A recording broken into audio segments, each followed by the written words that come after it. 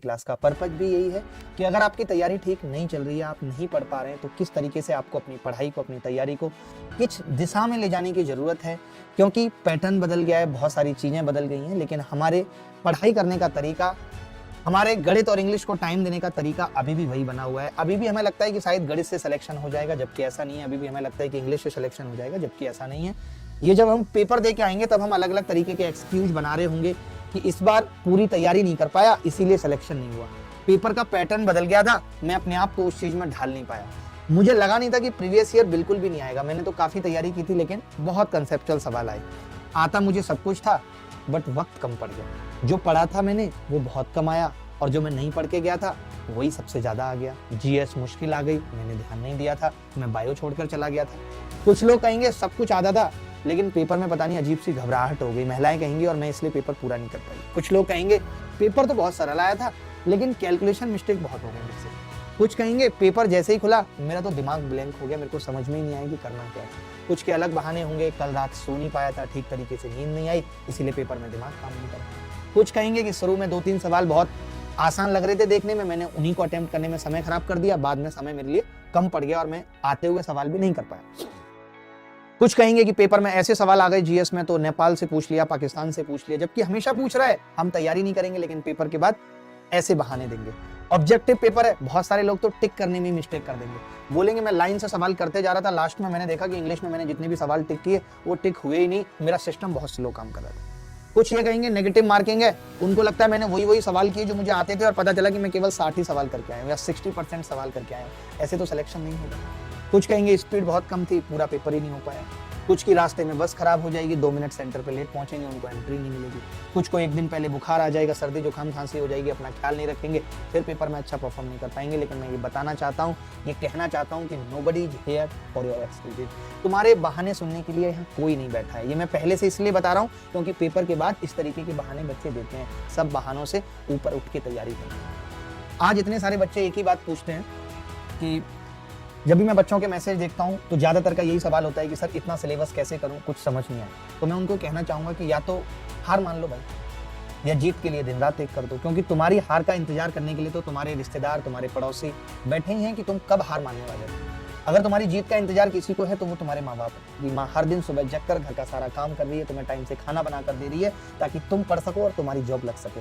अगर तुम ये चाहते हो कि घर की दीवार पे तुम ये लिख सको कि भारत सरकार या इनकम टैक्स इंस्पेक्टर, अगर ये नेम प्लेट तुम टांगना चाहते हो, माँ की फिक्र, बाप की फिक्र को फक्र में बदलना चाहते हो, तो इस बात पे तुम्हें ध्यान देना है कि हर एक सब्जेक्ट को किस तरीके से बैलेंस करके चलूं कि मेरी तैयारी पूरी हो जाए। पेपर के अंदर 4 सब्जेक्ट्स आने वाले हैं, रीजनिंग भी आने वाली है।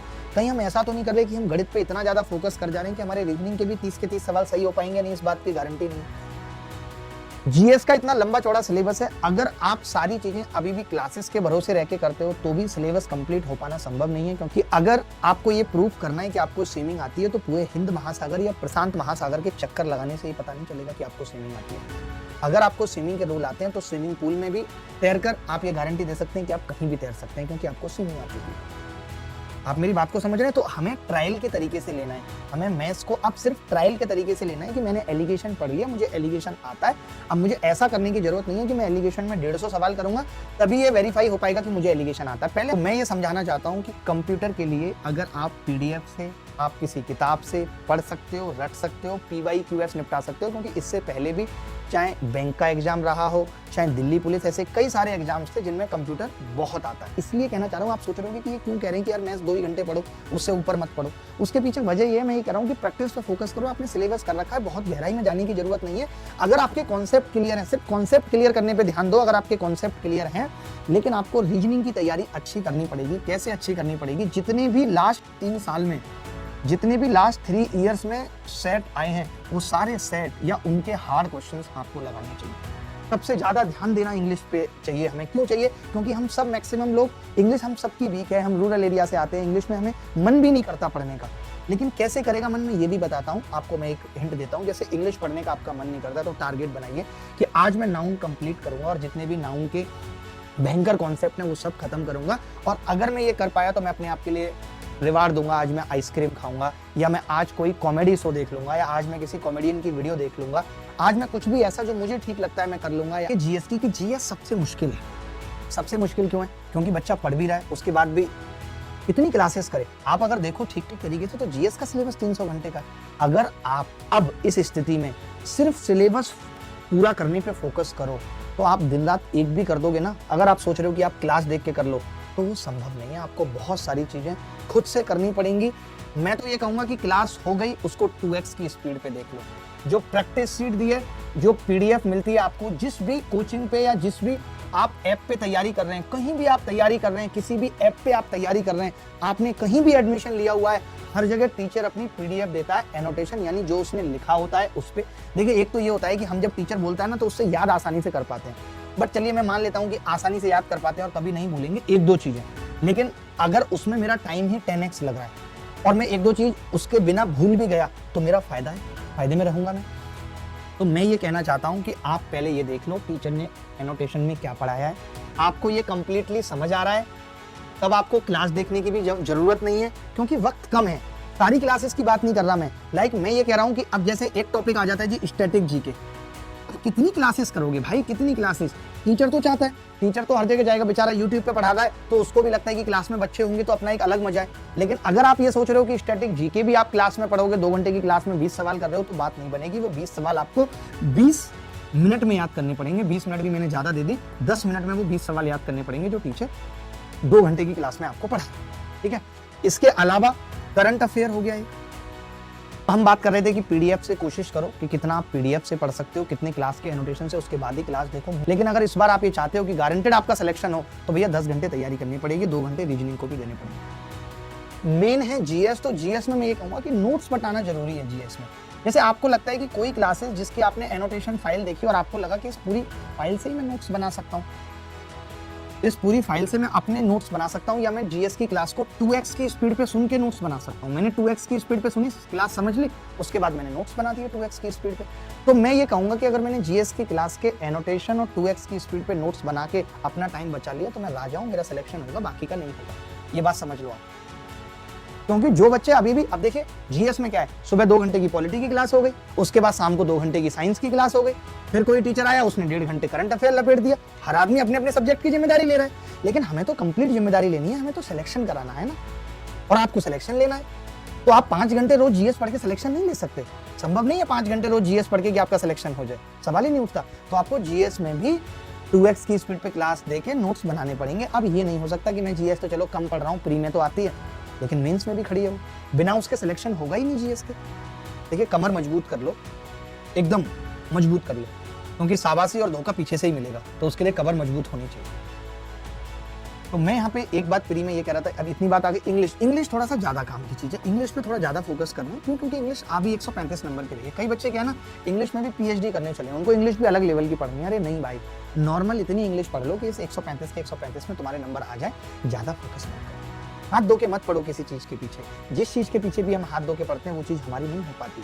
देखिए यकीन हो ना खुद पे तो रास्ता कहीं से भी निकल सकता है, बट वही है कि जब हमारा कॉन्फिडेंस लूज होने लगता है, और वो तभी होता है जब हम जो टारगेट सेट करते हैं वो पूरे नहीं कर पाते हैं और हर दिन हमारे ऊपर बर्डन बनता चला जाता है। तो ऐसा सिर्फ स्टडी प्लान बनाना नहीं है, you have to follow that strictly.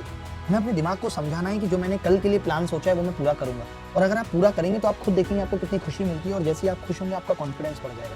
सारा गेम खुश होकर कॉन्फिडेंस बढ़ाने का ही है। जब हम खुश होते हैं तब हमें लगता है कि यार मैं कुछ भी कर सकता हूँ, यार कुछ भी कैसे नहीं कर सकता, यार मैं कर सकता हूँ। जरूरी अपने आप को, दिमाग को ठीक रखना है, कीप योर माइंड काम, ये बहुत जरूरी है, जिस पे हमारा फोकस नहीं है। हमें लगता है नौकरी की वजह से शायद हम टेंशन में, स्ट्रेस में। अगर ऐसा होता तो एक पांडे जी थे, आपको पता होगा, बिहार के डीएम थे, गाजियाबाद में आके सुसाइड किया था। उनको लग रहा था कि उनके जीवन में अब कुछ बचा नहीं। क्यों लग रहा था भाई उनको? क्योंकि उनका दिमाग ठीक नहीं था।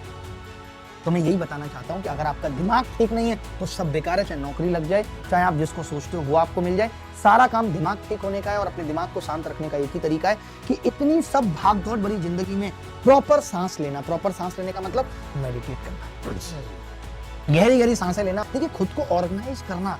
आज जो लोग कहते हैं ना कि दिमाग ठीक नहीं है, दिमाग में बहुत सारी भसड़ भरी पड़ी है, तो वो भसड़ क्यों है मालूम है? क्योंकि हमने खुद की जिंदगी को बहुत तिथला बिथला कर दिया है। ऑर्गेनाइज होना बहुत जरूरी है। अगर मैं छोटे से रूम में भी रहता हूँ, 10 बाई 10 के 25 गज के कमरे में भी, नेहरू बिहार में रह रहा हूँ, तो मैं उसको भी साफ रख सकता हूँ, उसको भी ऑर्गेनाइज करके रख सकता हूँ। सुबह जल्दी जग ना, टाइम से नहाना धोना हमें बहुत एनर्जी देता है। हमें बहुत खुशी देता है सुबह सुबह सूर्य भगवान को देखना। हम पूरे दिन उस रूम में पड़े रहते हैं जिसमें एक विंडो भी नहीं है, हमें पता नहीं है कब दिन हो गई कब रात हो गई, फिर हम कहते हैं मेरा दिमाग ठीक नहीं है, एंजाइटी, डिप्रेशन। शाम को जग रहे हैं 4-4 बजे, मैं ऐसे लोगों की गारंटी ले सकता हूँ जो शाम को 4-4 बजे जग रहे हैं, वो अच्छी तैयारी नहीं कर रहे। देखिए बात वही है कि वक्त सबको मिलता है जिंदगी में बदलने के लिए, पर जिंदगी दोबारा नहीं मिलेगी वक्त बदलने के लिए। तो बस ये बात याद रखनी है कि जो वक्त मिला है उससे जिंदगी को बदलना है, क्योंकि जिंदगी एक ही बार मिली है, दोबारा नहीं मिलेगी कि आप अपने वक्त को बदल पाओ। और हर एक आदमी अपने वक्त को बदल देता है। जिनके ऊपर भी जिम्मेदारियों का बोझ है, उनके पास ना रूठने का वक्त है ना टूटने का वक्त है, वो कुछ ना कुछ कर जाएंगे। उनको पता है कि उनके भाई बहनों की उनसे क्या उम्मीद है कि ये भाई मेरे लिए एक मोबाइल फोन दिलाएगा, माँ की उम्मीद ये है कि पिताजी की हेल्थ खराब है, वो ठीक से उनका इलाज करा पाएगा, माता जी के कुछ सपने जो अधूरे रह गए थे, जो तुम्हारी तैयारी में उनके गहने गिरवी रख गए थे, उनको भी तुम वापस लेके आ जाओगे, माँ की भी तुमसे ये उम्मीद है। तो क्यों हम माँ बाप के जीवन की खुशी का कारण नहीं बन सकते? क्यों नहीं बन सकते? क्यों हम कुछ नहीं कर सकते? सबको भगवान ने बराबर वक्त दिया है, किसकी हिम्मत है जो हमें नहीं करने देगा? हम छोटी छोटी चीजों से डर जाते हैं। हमारे रिश्तेदारों ने 4 हमें खराब बातें बोल दी, यार अब पता नहीं यार अब मैं कुछ नहीं कर पाऊंगा, मेरा दिमाग खराब हो गया।